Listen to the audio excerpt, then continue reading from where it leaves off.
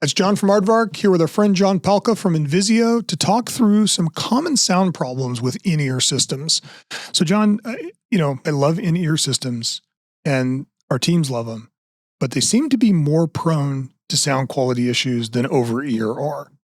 Correct, they are. And I guess part of that's because we're picking up sound from your ear, right? Correct. It's working off the vibrations from your jaw. So walk me through, if I'm having sound quality problems with my X5 or my X7, walk me through the troubleshooting as to how I can resolve that and what the most common problems that you see are. Okay. So typically what we'll do is Comply Tips will come with the headsets. And as we can see, there's 6 different sizes here. And typically our law enforcement guys are type A personalities. So we all go towards the larger Comply Tips or foamies. And those typically are going to be too large. And what that does is it doesn't let the microphone get as deep in the ear canal as it needs to be for those clear, concise radio transmissions. Typically what you'll hear is someone that sounds underwater, like they're down a long hallway, low volume. And that's indicative of the microphone not being seated in the proper position. Oh, so if the mic is sitting too far out on the ear, it's going to struggle to pick up the vibration from inside the ear canal. Correct, because if we're thinking about it now, you're distancing that microphone from the point where it needs to pick up those vibrations. And as it goes away, it's less and less. Yeah, now that you put it that way, it makes perfect sense.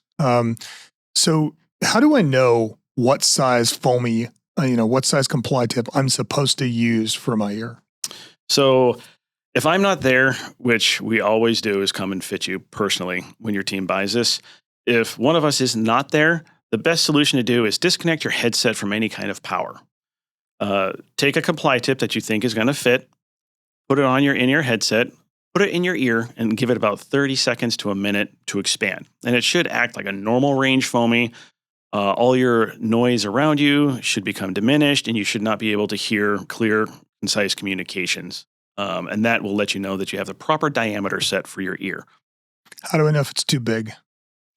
That's going to come when you connect to the radio and you do your comms checks. And again, if it comes back to sounding like you're underwater, down a long hallway, low volume, you're going to know that most likely we ventured too far down the list of the Comply Tips, and now it's pushing that bone conduction microphone out of your ear. So I mean, it kind of makes sense. I would think, oh, I'm a big guy, probably have big ears, but that's, in your experience, what's the breakdown? Like where are most people in a Comply Tip set? Well, I'll be honest, I feel guilty to that when I first started at Invisio. I jumped right for red. Well, I take the black, which is the second smallest size. Not small, not huge by any means, but typically when we're looking at the Comply Tips, the 2 smallest versions, they're color-coded on the inside, so the white color and the black color are the 2 most common fitting Comply Tips. Yeah, because I'm looking at your set here that you're using to fit people, and those first 2 boxes are almost empty, and the last few boxes are almost full. So that tells me that that's what you're using, right? You're using the smallest sizes. Correct. And it's not to say, obviously, we won't have guys that fit into these other 4 categories, but predominantly these 2 are the ones that fit. And again, going through that process of making sure the depth is correct and also the diameter, what's going to help dial you in to get the most clear, concise radio transmissions. How do I know if it's too small? Because I have like noise leak, I can hear a little too well? Correct. It would just be like we're talking now. If we have the headset in and I can hear John speaking clear as day, that means the diameter is not good enough. And it should work very similar to a typical range foamy. Got it. So I'm going to start small, put it in my ear, make sure that it is giving me some, effective hearing protection, and then plug into the radio, test my transmission quality. Correct. But in your case, in most cases, when I'm having transmission problems, it's because the microphone is too far out in my ear. Typically, yes.